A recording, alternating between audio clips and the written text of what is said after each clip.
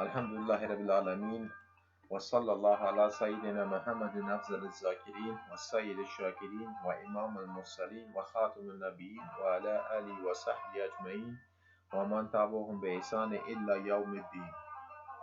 أعوذ بالله من الشيطان الرجيم. بسم الله الرحمن الرحيم. رب اشرح لي صدري ويسر لي أمري واحلل عقدة من لساني يفقهوا قولي. درنو لیدونکو او اوریدونکو او د پښتو ژبې مینوالو، دا د زمین الله ببرکزی د یوې بلې ویډیو چمتو کولو لپاره ستاسو په چوپړ کې یم. زموږ د تیرو ویډیوګانو په سلسله کې چې د پښتو ژبې د پنځو یاګانو او د واو او حمزه لرونکي واو په اړه مو چمتو کړي، دا د الله سبحانه وتعالی په توفیق سره د هې او حمزه لرونکي هې د استعمال حالتونه هم په ډېر ساده بڼه تاسو ته د همدغې ویډیو له لارې په ګوته او تر تاسو یې دررسوم.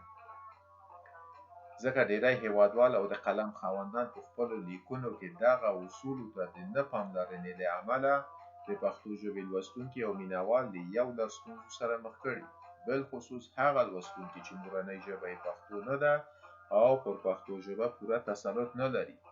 امید دی د دغه ویډیوګانو په لیدو سره زموږ لیکوالان او د قلم خاوندان دغه ستونزې ته د رسیدګۍ په پار د خپلو لیکونو په لړ کې د پنځو یاګانو واو او هې استعمال ته پام وکړي، څو پښتو ژبه نوره هم اسانه شي او په افهام او تفهیم کې ټول صحیح شي. اوس راځو د هې او حمزه لرونکي هې د استعمال ته، چې کوم وخت هې او په کوم حالت کې حمزه لرونکي هې کارول کیږي.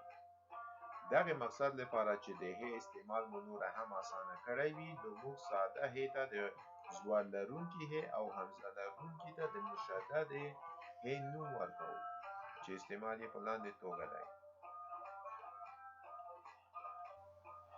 لومړی ساده هې چیرو. هر کله چې له هې څخه وړاندې توری د فتحه یا زور غږ ولري، نو په دې وخت کې ساده هې کارول کیږي.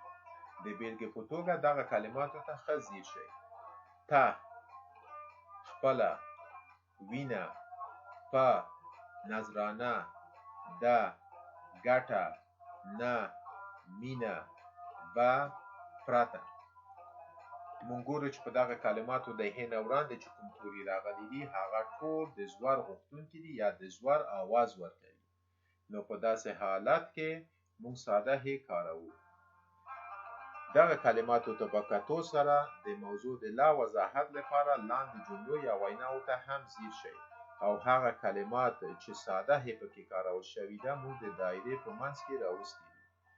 لومړی د هېواد هغو غازیانو او اتلانو ته چې خپله څاڅکي څاڅکي وینه یې د دین او وطن د خدمت په لار کې نذرانه کړې ده.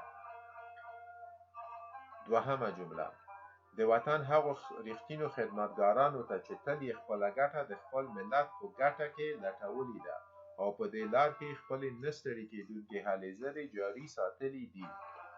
دریمه جمله: د هغو پښتنو په نامه چې له پښتو سره مینه او له بشري ذات سره له تعصبه پرته اخلاص لري.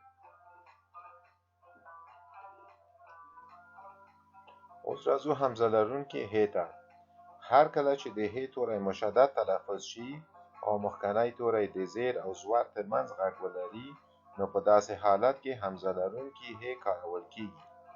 د بیلګې په توګه دغه کلماتو ته ښه ځیر شئ: له، نامه، زړه، ده، خوله، هغه، ته. دغه کلماتو ته که چیرې تاسو ځیر شئ، د هې نه وړاندې چې کوم توري راغلي دي هغه ټول د زور او د زیر ترمنځ آواز یا غږ ورکوي او هې هم مشدده تلفظ کیږي. دغه کلماتو ته په کتو سره لاندې مثالونو ته پام وکړئ. حلقه شوي کلمات ټول هغه کلمات دي چې پکې حمزه لرونکي هې کارول شوي ده. لومړی: د هغه انسان په نامه چې له خدایه ویره او له بندګانو څخه حیا کوي. دوهم: اړتیا ده چې زړه سواندي، ژمن او پاکنفسه مسلکي کدرونه د مسلکي زده کړو له لارې ټولنې ته وړاندې شي. دریم: د هېواد هغو تورزنو او پتمنو مېړنو ته چې خپل اسلامي او ملي ګټې تر هر څه لوړې بللي او په دې لار کې خپل سرونه قربان کړي دي. څلورم: الهي، دا دنیا ستا د بندګانو لپاره د انقیاد ځای دی. ته مو په دغه ازموینه کې د خپلې رضا وړ وګرځوې او هغه څه راسره وکړې چې ستا له پاک ذات سره ښیي، نه هغه څه چې موږ یې وړ او سزاوار یو. امین. په لیکنو کې د حمزه لرونکي ه د کارولو یا استعمال غرض: ولې موږ باید په خپلو لیکنو کې حمزه لرونکي ه وکاروو؟ د هغې فورمول پر اساس چې وړاندې مو تشریح کړ، یعنې که چیرې د ه نه وړاندې توری د زور او زیر ترمنځ غږ ورکوي او ه مشدده تلفظ کیږي، نو د حمزه لرونکي ه کارول اړین دي. په داسې حالت کې که چیرې موږ حمزه لرونکي ه ونه کاروو، نو په پښتو کې ډېر داسې کلمات شتون لري چې لوستونکي ته یې توپیر کول ډېر ګران دي. دغه کلماتو ته که چیرې بیا هم ځیر شئ، ټول دغه کلمات یو شان لیکل شوي، یا په بل عبارت د دغو کلماتو د تورو ترکیب یو شان دی، لیکن د یوې حمزې په اضافه کولو سره پکې توپیر راغلی. د هغه یوه ښه نجلۍ ده، یعنې دلته دا د مؤنث غایب دپاره استعمال شوي ده او د غایب مذکر دپاره استعمالیږي. ده ته زما سلامونه ووایه. هغه یوه ډېره ښه ښوونکې ده. هغه په جلسه کې ګډون نه درلود. ته هر یو کس ته باید د موټر کرایه ورکړل شي. ته چېرته تللی وې؟